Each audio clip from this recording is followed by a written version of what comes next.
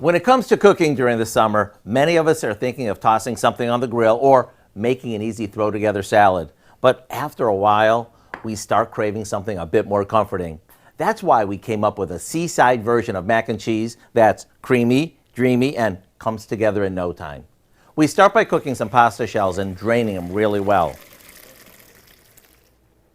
While it sits, we make a cheese sauce to toss it with.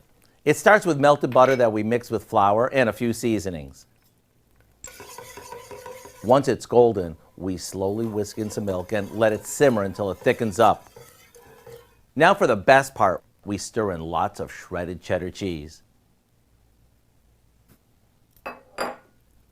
After it melts, we gently stir in the cooked pasta, some shredded mozzarella cheese, and a good amount of shrimp.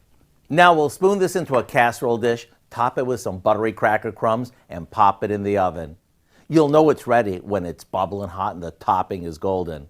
Then get ready for lots of comfort. It's cheesy, it's creamy, and it's weeknight easy.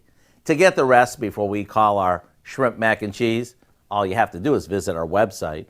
Here you go.